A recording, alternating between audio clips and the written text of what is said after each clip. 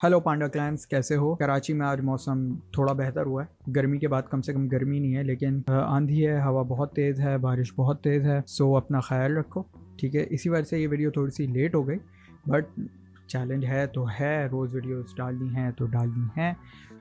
तो सबसे पहले वीडियो स्टार्ट करने से पहले थैंक यू सो मच जो भी चंद लोग मुझे सपोर्ट कर रहे हैं मेरी जर्नी के अंदर। It means a lot, it means seriously a lot, and thank you so much. I will surely regard this. जो लोग मेरे साथ जुड़े हैं, जो मेरी सारी वीडियोस बैठ के देख रहे हैं, thank you so much, love you guys. So आज की वीडियो स्टार्ट करते हैं। मैंने इकरा यूनिवर्सिटी के ऊपर एक वीडियो बनाई थी कि मेरी इकरा यूनिवर्सिटी की जर्नी कैसी थी, क्या था इकरा यूनिवर्सिटी की जर्नी में। सो मैंने सोचा कि यार फर्स्ट जॉब के हिसाब से एक वीडियो बनाओ कि फर्स्ट जॉब पहले तो आप कैसे हर्ट कर सकते हो और एक्सपेक्ट क्या कर सकते हो। सब मेन चीज़ एक्सपेक्टेशन। इंसान को जो चीज़ तकलीफ देती है ना, वो एक्सपेक्टेशंस देती हैं। सीधी सी बात है, कोई अगला बंदा आपको तकलीफ नहीं दे सकता, सिर्फ और सिर्फ आपकी एक्सपेक्टेशंस देती हैं। वीडियो स्टार्ट करते हैं। वीडियो के एंड में मैं अपने प्रूविन तरीके बताऊंगा कि जॉब हंट कैसे कर सकते हो, जॉब आपको कैसे मिल सकती है, और गारंटीड, मैं गारंटी दे रहा हूँ कि जॉब लाजमी मिलेगी अगर इस तरीके पे अमल करोगे कि जो मैं बता रहा हूँ।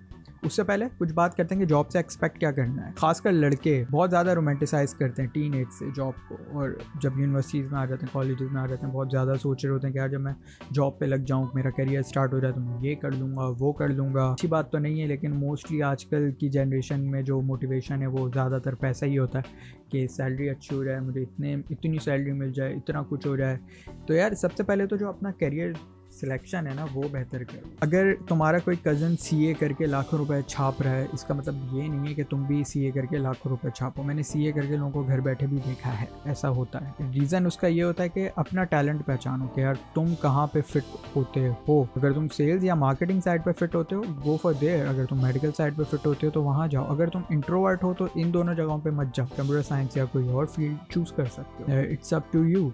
सो पैसा हर फील्ड में है, और पैसा तब है जब आपके अंदर कंसिस्टेंसी और टैलेंट है। अगर सीखने की और टैलेंट क्रिएट हो जाते हैं, स्किल्स डेवलप हो जाते हैं, ऐसी बात नहीं है, हम सब इंसान हैं, एक बराबर हैं। बात ये होती है कि मैंने जो चीज़ नोट की है, आई थिंक यार आप हर चीज़ सीख सकते हो।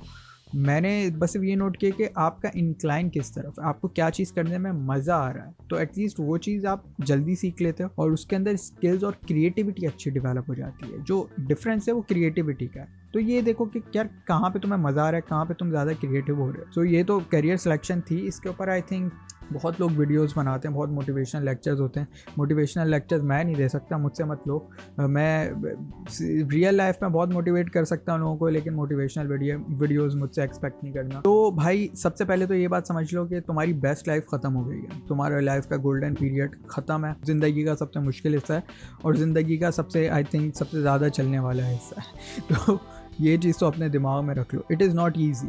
और उसके अंदर सबसे ज़्यादा मुश्किल काम घर की लाइफ को और जॉब लाइफ को बैलेंस करना है। बेस्ट तरीका जो मेरे फादर ने मुझे बताया था जॉब लाइफ और घर की लाइफ को बैलेंस करने का, सिंपल है।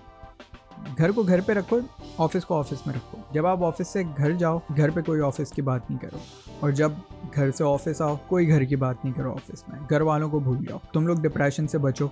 दूसरी बात यह है कि जो तुम्हारी फर्स्ट जॉब है, कोशिश करो इंटर्नशिप कर लो। अगर कंफ्यूज हो तुम्हें लगता है कि यार स्किल डेवलपमेंट मेरी थोड़ी सी कम है, मुझे थोड़ा सा और मार्केट के अंदर स्किल डेवलप करना है, इंटर्नशिप करो। सेफ तरीका है। और किसी बड़ी कॉर्पोरेट कंपनी में इंटर्नशिप करो। ऐसा नहीं कि तुम किसी ऐसे ऑफिस में इंटर्नशिप करो जहाँ पे तकरीबन एम्प्लॉयज़ ही कोई 6 से 7 हों। ऐसे ऑफिस में इंटर्नशिप करने का कोई फ़ायदा नहीं है। रीज़न ये है कि यार ये वाले जो ऑफिसेज होते हैं, ये इसके अंदर तुम इंटर्नशिप सिर्फ तुम्हारी नाम की होगी, एक्सपेक्टेशंस तुमसे हज़ार होंगी, और पूरी कंपनी का बोझ तुम्हारे कंधों पर आ जाएगा। क्योंकि ये जो इस तरह के जो ऑफिसेज होते हैं, ये IBA के जो फ्रेश पास आउट्स होते हैं, sorry no offence to IBA वाले, मतलब सब नहीं, लेकिन ऐसे ही एक समझाने के लिए बात बोल रहा हूँ कि इनके पास क्या होता है कि मामू के 2 कमरे का फ्लैट है, मेरे पास एक स्टार्टअप का आइडिया है, मैं सिलिकॉन वैली की मैंने बहुत सारी फिल्म्स देखी हैं, बहुत सारी डॉक्यूमेंट्रीज देखी हैं, मामू चलें खोलते हैं ऑफिस। मतलब लिटरली मैंने ऐसे लोगों को सॉफ्टवेयर हाउसेस खोलते हुए देखा है जिनका बैकग्राउंड सॉफ्टवेयर का है नहीं, जिनको प्रोग्रामिंग नहीं आती, वो सॉफ्टवेयर हाउस खोलने के चक्कर में। और वो क्या करते हैं, वो सोचते हैं कि यार हम एक इंटर्नशिप में एक प्रोग्रामर हायर करेंगे और वो प्रोग्रामर हमें सॉफ्टवेयर हाउस बना के दे देगा। स्टार्टअप बंदा उस चीज़ के अंदर करता है जिसके अंदर उसके अपने स्किल्स डेवलप। एटलीस्ट ये सोच लो कि यार अगले 5 साल में तुम अपने आप को कहाँ देख लो, मतलब एक कमरे से दूसरे कमरे में नहीं, एटलीस्ट पोजीशन के हिसाब से कि तुम एक अगर इंटर्न आ रहे हो, दैन फिर तुम जूनियर एग्जीक्यूटिव हो रहे हो, दैन फिर मैनेजर, कौन सी मैनेजर की पोस्ट पे जाओगे, कौन से डिपार्टमेंट में जाओगे, ये चीज़ें। 15 जॉब के अंदर जिन चीज़ों से तुम्हें बचना है वो 2 डिपार्टमेंट्स हैं, अकाउंट्स और HR।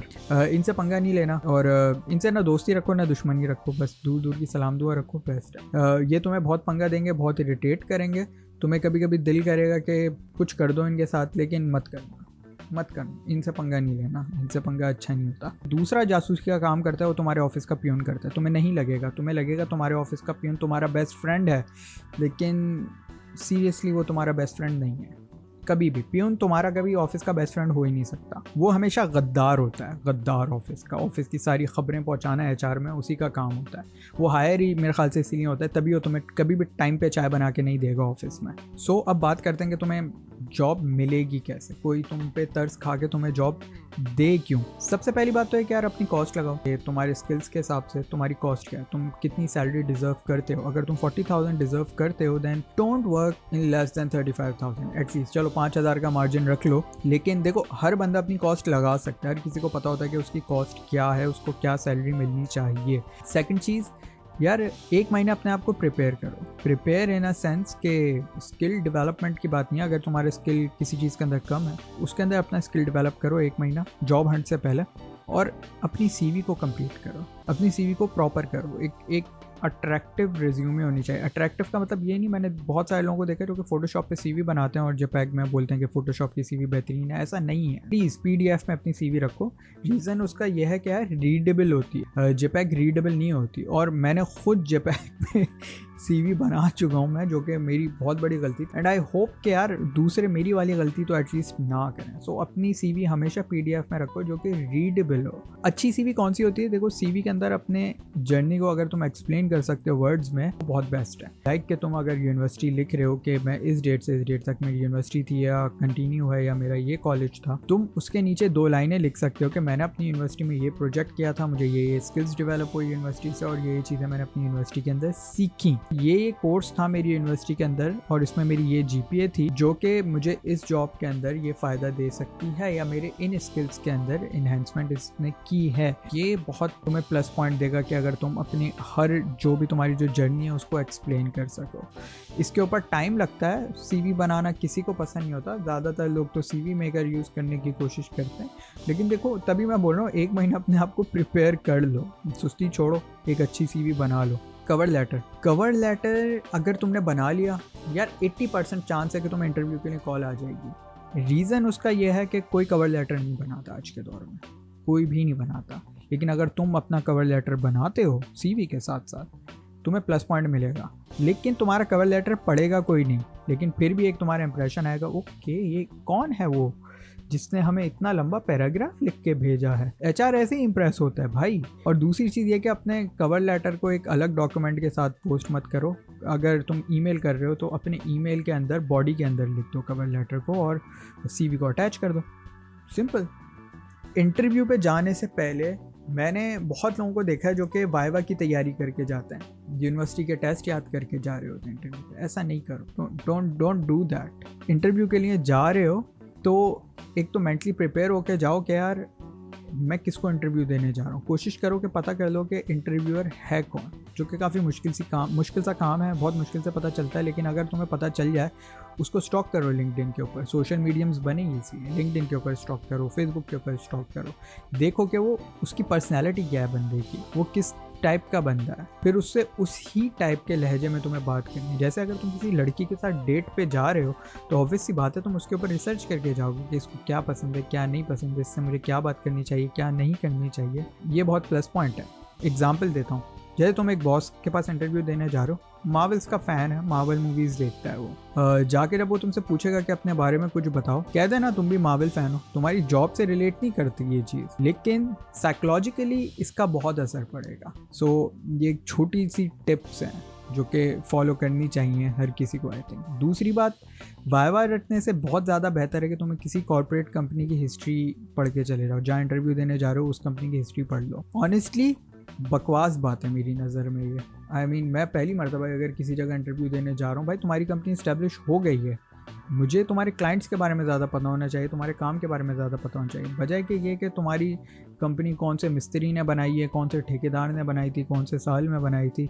I think that is quite irrelevant, लेकिन पाकिस्तान है, ऐसा ही चलता है। जो भी बॉस है, जो तुम्हारा मैनेजर है, वो इसी से इम्प्रेस होगा कि वाह, क्योंकि वो ना ये अज्यूम करके बैठे होते हैं, वो चाहते हैं कि जब तुम उनके पास जाओ वो ये सोचेंगे कि वाह यार, मुझे वो बंदा रखना है जो कि अपनी कॉलेज लाइफ से, अपनी स्कूल लाइफ से उसका एम ही यही था कि वो मेरी कंपनी में जॉब करे। फाइनल टिप, कभी किसी कंपनी के साथ लॉयल नहीं होना, अपने काम के साथ लॉयल होना। जॉब एनवायरनमेंट है, बी सेल्फिश विथ योरसेल्फ, यहाँ पे सब सेल्फिश होते हैं। कंपनी ग्रो करेगी, तुम्हें फ़ायदा होगा, ये लॉजिक बिल्कुल सही है, लेकिन जब तुम ग्रो करोगे तो ही कंपनी ग्रो करेगी, ये भी सही लॉजिक है। तो अपने ऊपर ज़्यादा ध्यान दो, अपनी ग्रोथ के ऊपर ज़्यादा ध्यान दो।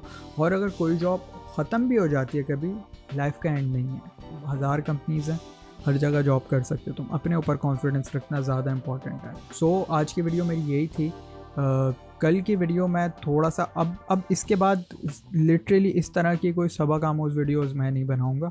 ये बस मेरी समझ लो पहली और आखिरी सबक आमोज़ वाली वीडियो थी, क्योंकि आज बारिश हो रही थी और ये चीज़ मैं शेयर करना चाहता। अगर ये वीडियो किसी तक पहुंचती है तो हो सकता है उसको काफ़ी फ़ायदा हो जाए इस वीडियो की वजह से, और मुझे कुछ अच्छी दुआएँ मिल जाए, आखिरत के लिए मेरे काम आ जाएगी। सो अगली वीडियो तक के लिए ख्याल रखना।